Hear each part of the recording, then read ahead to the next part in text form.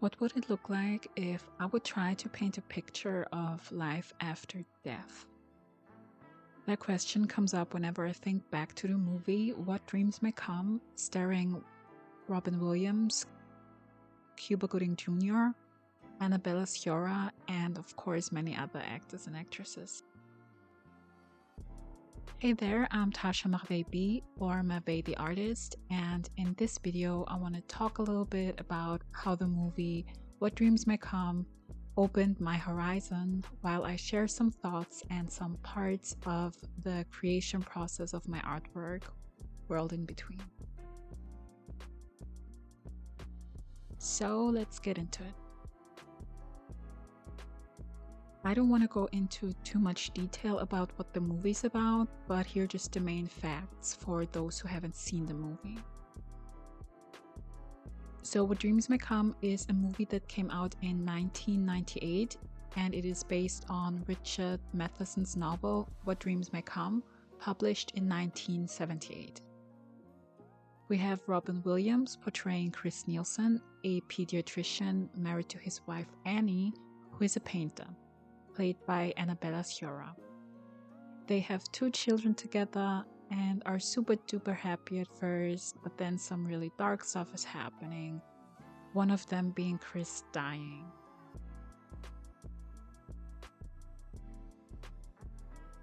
So in the movie, we get to watch Chris experiencing his life after death.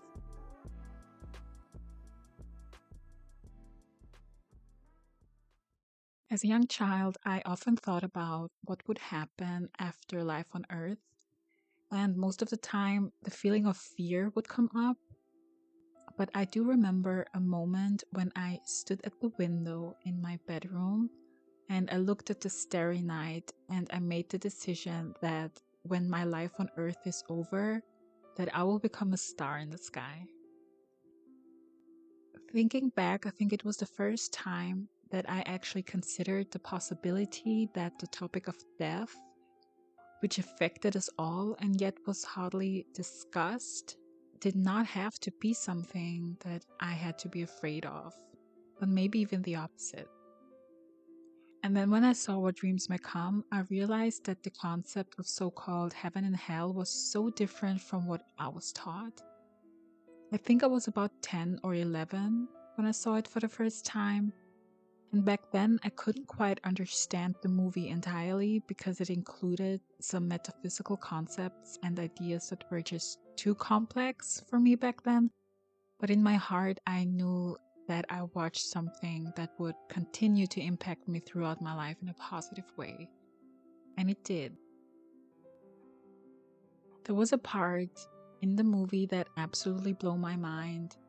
And that was when we realized that Annie's paintings were actual places in Chris's afterlife.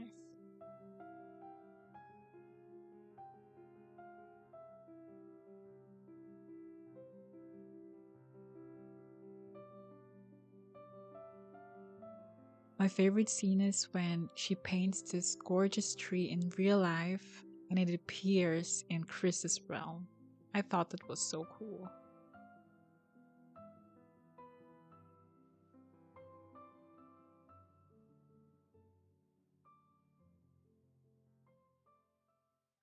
My love for drawing and painting started when I was very young, and I have always loved to make something out of nothing because of the joy it gives me.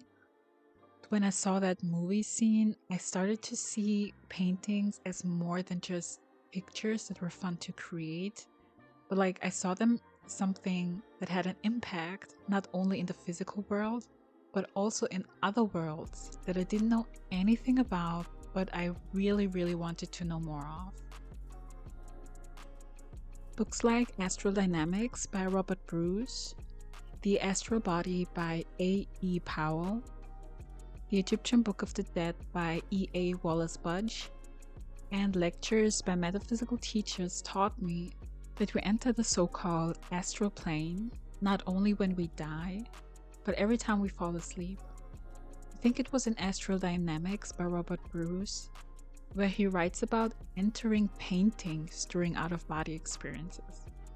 I just absolutely loved the idea, and it reminded me of the movie scene with Chris and the tree.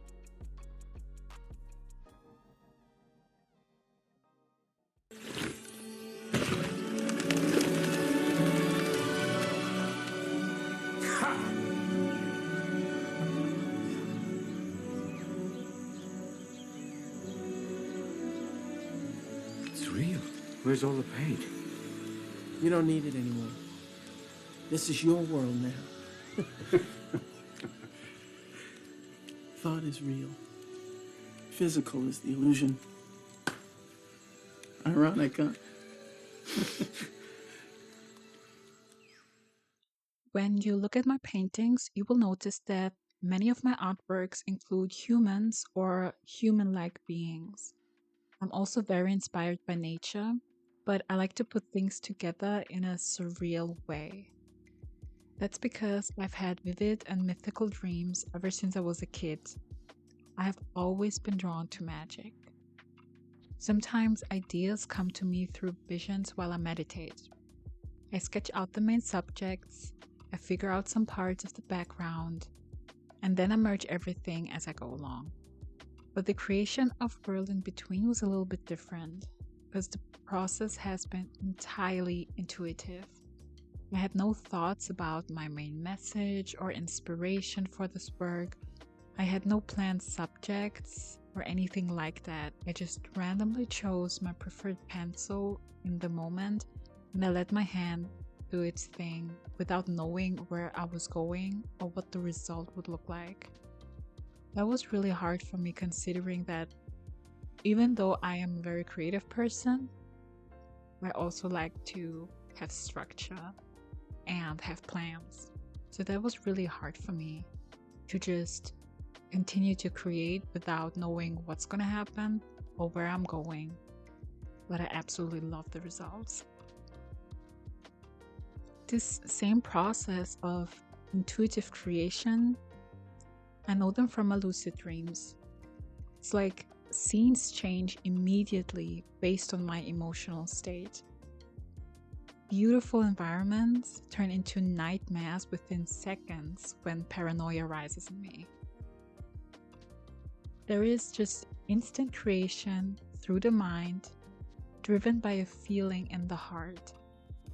And World in Between really reminded me that it is safe to trust the creation process. Again, I love how it turned out, and I can definitely see myself swimming with whales and exploring hidden caves coated in honey in this little piece of my heaven.